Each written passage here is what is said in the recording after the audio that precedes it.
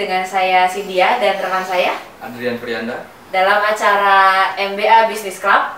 Malam ini kita akan membahas tentang investasi asing yang akan masuk di Indonesia bersama para tamu yang sangat luar biasa yang sudah hadir di studio malam ini. Langsung saja kita perkenalkan. Yang pertama yaitu pebisnis handal kita, yaitu Pak Aceh Johara. Selamat malam, Pak. Selamat malam Mbak Cindy, Mas Adrian. Ya, kalau boleh tahu bisnisnya sekarang bergerak dalam bidang apa ya, Pak? Bisnisnya bergerak di bidang tekstil, produk tekstil. Dalam hal ini berarti garment untuk pangsa pasar luar negeri dan juga dalam negeri. Oh iya, terima kasih. Dan tamu kita yang kedua yaitu dari politik, yaitu Pak Bambang. Selamat malam, Pak. Selamat malam Indonesia, selamat malam Bu Cindy sama Pak Adrian. Ya. dan yang ketiga ada perwakilan dari pemerintah yaitu Bapak Tarmizi Kemal. Apa kabar, Pak? Baik, selamat malam Adrian, selamat malam Bu Cindy, Ya. selamat malam juga Indonesia. Dan yang terakhir ada ekonom Indonesia yaitu Bapak Quick Yudogi. Apa kabar, Pak? Baik. Hal yang menarik dari keempat tamu kita, keempat tamu kita yang sudah hadir di studio ini adalah mahasiswa dari Bapak Oni B. Bintoro di MBA ITB. Oke, kita mulai saja mungkin ya diskusi kita malam ini. Mungkin saya awali dulu. Mungkin semua kita udah tahu ada pemerintah akan mengeluarkan ide untuk membuka pintu investasi asing di Indonesia gitu. Dan kita akan membahas secara dalam malam ini. Mungkin yang pertama yang bisa kita tanya adalah dari pihak pemerintah, yaitu Pak Tarmizi. Bagaimana Pak, mungkin bisa dijelaskan rencana pemerintah terhadap untuk pembukaan pintu investasi ini? Ya. Terima kasih Dek Cindy ya. Seperti kita ketahui ya, dengan jumlah penduduk yang 230 juta jiwa tersebar dari mulai Sabang sampai Merauke, membentang dari Samudra Indonesia sampai Samudra Pasifik ya.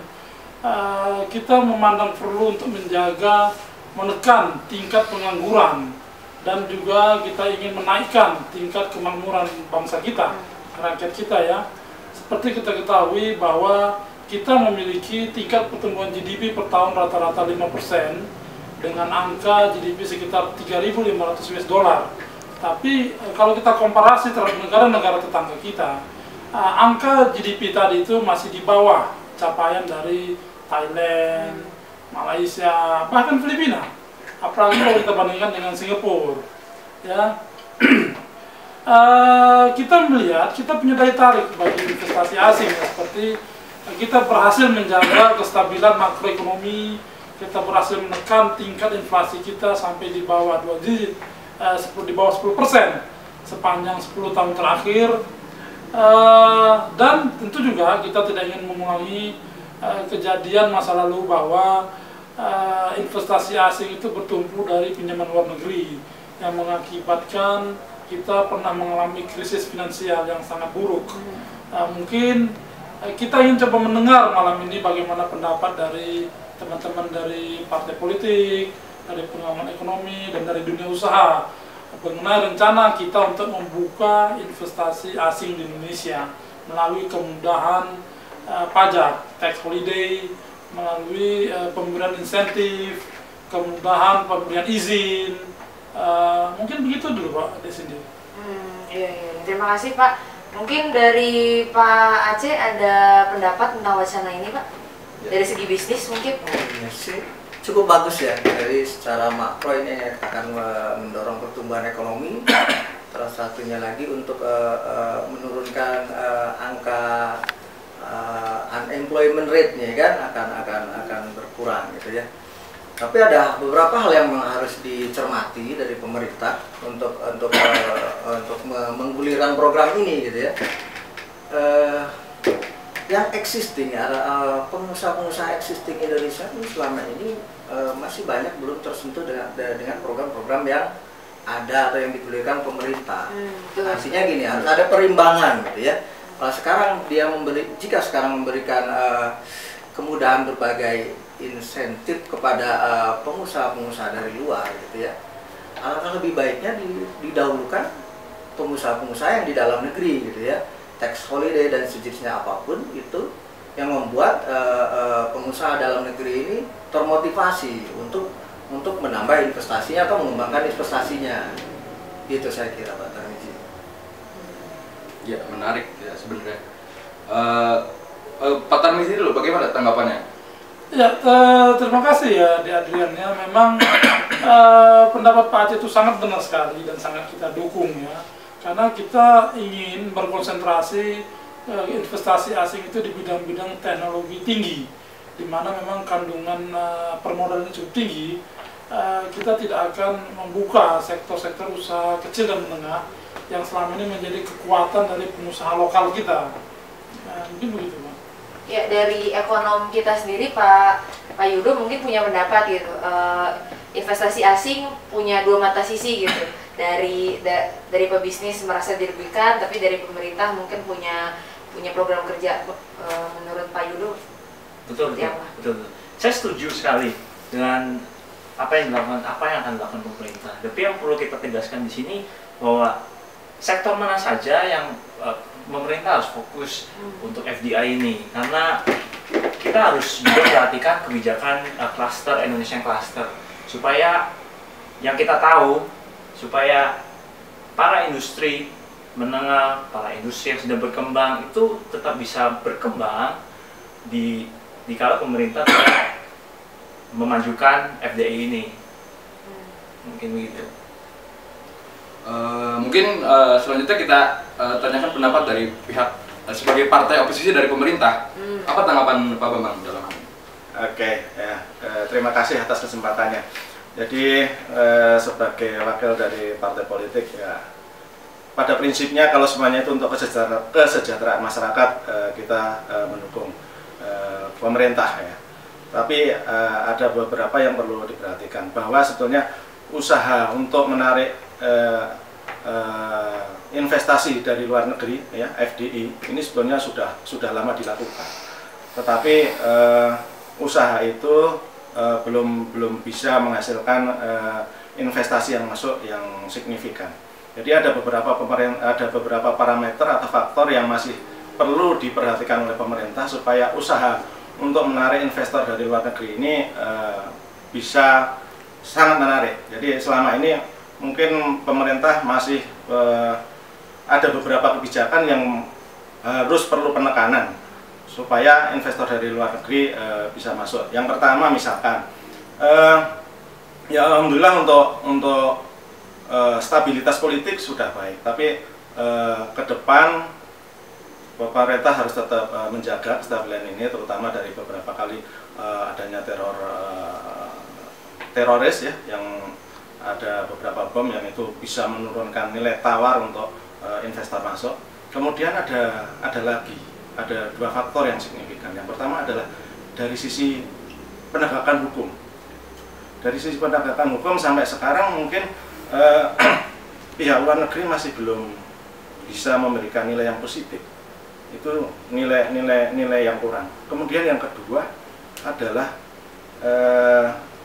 tingginya level korupsi di Indonesia. Jadi ada dua faktor itu yang masih perlu perhatian pemerintah supaya investor dari luar negeri ini benar-benar bisa tertarik masuk.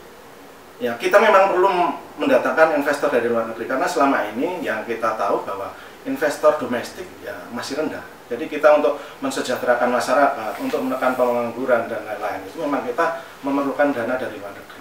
Itu sebenarnya. Mungkin ada dua hal yang menarik dari pembicaraan Pak Bambang tadi, yaitu tentang teroris dan korupsi gitu.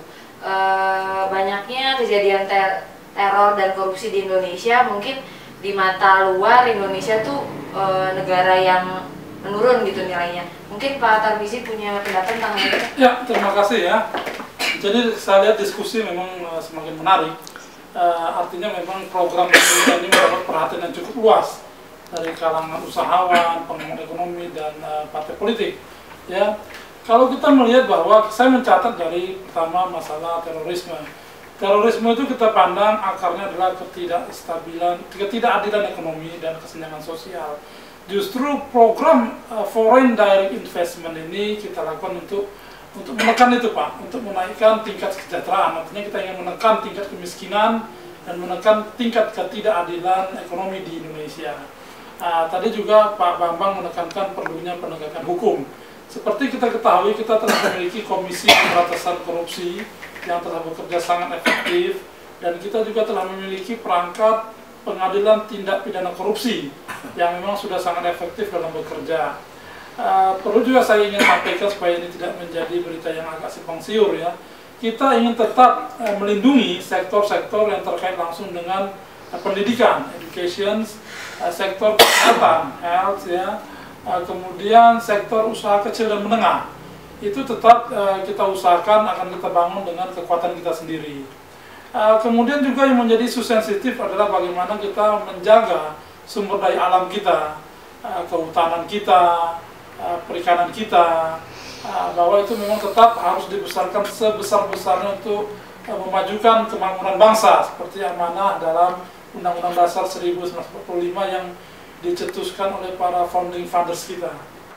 Sebenarnya Pak Tarbiji, beberapa komentar Bapak tadi terkesan memang menganak-emaskan ya, menganak-emaskan dari investor luar gitu ya. Saya dari tadi belum melihat apa insentif lebih yang kami dapatkan sebagai usahawan dalam negeri ini. Sementara selama ini pun kita udah dapat serangan dari beberapa produk tekstil atau produk garment dari Cina dengan dibukanya liberalisasi masalah tekstil. Kalau ini tetap dijalankan ada dua hal. Kami terkena dua kali sebenarnya. Pada saat pertama tadi kami terkena serangan dari produk Cina. Yang kedua, ketika dia masuk di sini, misalkan dia bergerak di bidang tekstil atau garment yang sama, ya, itu akan menjadi masalah baru lagi seperti ke kami gitu ya. Kami sebagai pengusaha ini akan dirugikan. Kalau seperti ini, tentu saja kami akan menolak tentunya. Ya. Terima kasih ya Pak Aceh ya, memang hal ini sudah menjadi kajian kita sangat mendalam ya. Seperti juga kita katakan tadi bahwa sektor-sektor ini akan kita pilah-pilah, bahwa kita akan jaga bahwa sektor yang akan kita buka untuk investasi langsung tidak bersentuhan atau tidak overlap dengan sektor-sektor yang memang selama ini dikuasai atau yang telah memiliki kompetensi sangat baik oleh pengusaha-pengusaha kita Pak Aceh. Tapi yakinlah ya, dengan situasi iklim yang sangat kondusif, ini kedua bidang ini bisa tumbuh bersama-sama dalam ruang yang ingin kita ciptakan. Jadi kita betul-betul concern untuk menurunkan tingkat kemiskinan, untuk menurunkan tingkat pengangguran, bahwa memang cara yang paling cepat kita lakukan adalah mengundang investasi asing masuk ke Indonesia. Selain dari tamu-tamu yang hadir di studio barusan, mungkin lebih lengkap lagi jika kita mendengarkan pendapat dari masyarakat luar tentang pendapatnya mengenai investasi asing yang sedang akan digulirkan oleh pemerintah.